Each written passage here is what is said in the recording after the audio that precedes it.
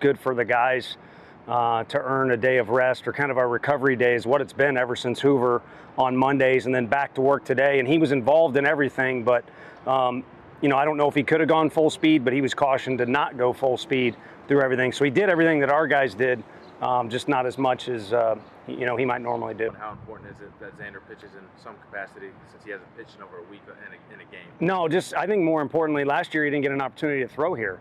So for my peace of mind, I'm anxious to see him out there on the mound, and he will start for us. And then, how he does, it's like the same thing. Every day is different. So when we get out there in the first inning, regardless of who it is, if it's Stom or somebody else, we're looking to hunt down 3 outs as quickly as possible, and then we'll move on to that next inning, whatever it might be. Tony, after that Evansville series in the Super Regional, you talked about Xander, and when you were recruiting him, that would be a guy that you would play in Omaha one day in the College World Series.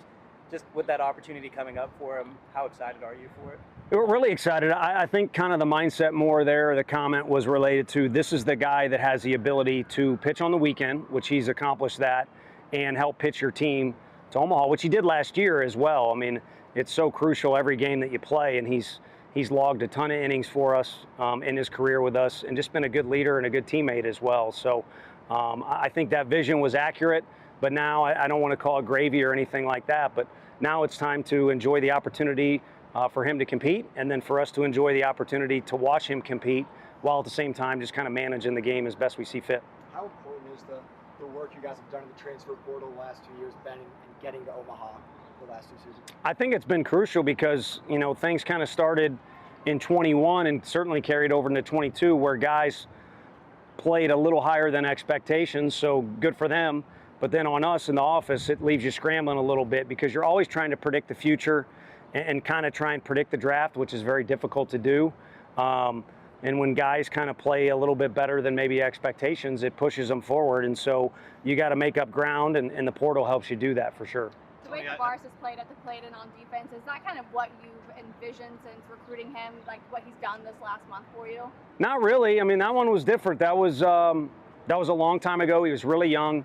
He had an opposite field homer at a tournament on our field, and we were able to visit with the family in some capacity, and they're just real lovable people. I was texting with a friend that doesn't even know that much about our team, and was pointing out how he looks like, just on TV, he seems like a great kid, and hit the nail on the head with that. And it comes from that entire family, including his brother that's always at our games.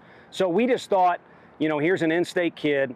He's got the pop that you're looking for, where he can take advantage of the way our field can play for a left-handed hitter.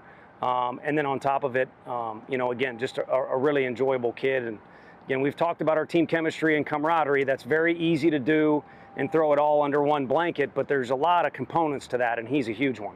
Tony, for the last 6 remaining in the SEC, it will be 3 of the last 4 as well. I mean, what does that say just overall about the strength of your conference? I think the way the league prepares you is massive. So I think everyone knows what type of athletes we have in the league, and the media attention and the fan bases and the competitiveness of the games, to me, speaks more to how it prepares you for whatever is ahead, whether it be pro ball for these guys. I mean, look at what's going on there with guys leapfrogging the minor leagues, and then for challenges here, like playing the best teams in the ACC. And then as far as the ACC and the SEC combined, I think whether you like it or not, the rich get richer with some of these facilities, some of the recruiting rules that are going down. And so you kind of see this grouping of elite athletes, making coaches like us look smart, and making the league quite honestly hell to compete in. But on the other side of that is some good things. Like I said, immense preparation. On Facebook today, Matt from Northern Kentucky posted that nice. You guys sent him some banners. Yeah. Just what went into the decision to make sure he got those? I think sometimes you get off on a tangent saying this guy wants to win more than the other. I don't think anyone brought as much passion for enjoying to be in that regional environment, but also wanting to win the regional environment. And then unfortunately, outside of our office, we're able to watch some of the games and to see their season end. It was a magical run for those guys, making absolutely the most of their resources, and no one was more heartbroken than him. So we just wanted to make sure he had a good, keepsake. I know it won't be his last, but it was his first, so hopefully it's a good keepsake. And I didn't know that, so there's social media ain't all that bad. From an outside perspective, does seem like some people kind of want to look at the personality of previous Tennessee teams and project it onto this group. Is that really accurate with this group when it comes to the identity you've had versus maybe the last couple of teams? I think a little bit. I think you could say a little misconstrued in favor of this team and a little misconstrued in favor of the other team. I've kind of beat it to death, and I don't know that it won't get enough attention to change anyone's mind, but between all of us, the worst thing that happened in that year was Jordan Beck. God love him, which we do, and he's made us look good. He's made it to the big leagues, and people in the Rockies organization know what a great kid he is. But the highlight of him doing what he did, for whatever reason he did it, kind of let everybody say, see, I told you so. But if anyone like you all were actually around that group day in and day out, you knew they were really feisty on the field, and off the field, they took as much time in community service, as much time signing autographs, were as good to you guys as I'd like to think. I mean, you guys are always very complimentary of them. So I think this group has picked up where they've left off. It's a different time, and maybe it's my fault. You know, when we got the job, we took a lot of beatings our first year, and we also took a lot of this. And everybody kind of kept note of that, and we challenged our guys in our program, at the very least, to earn respect from your teammates, from your coaches, from your opponents, from the league, and to make sure we belonged. And you know, the old opportunity doesn't knock. You better kick the door down. So I think there was a little different mindset going on, in particular with that 21 team.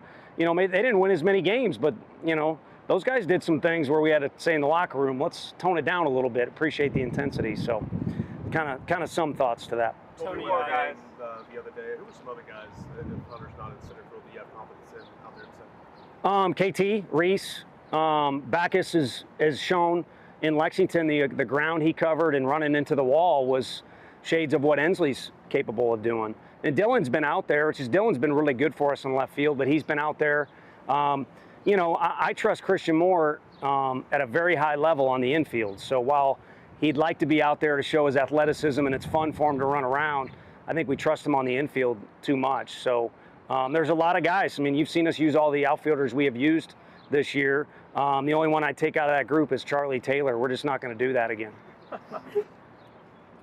Anybody else? Tony, you talk about Christian saying he could go play center field. He played shortstop first part of the year. I mean, just what does that say about that player at that level to, you know, your best player in many respects, to be that versatile and want to be that versatile? Yeah, it's huge. And like, you know, we talked about 22. I mean, if you got, you know, right next door to genius is sometimes insanity, is kind of, I think, kind of how the phrase goes.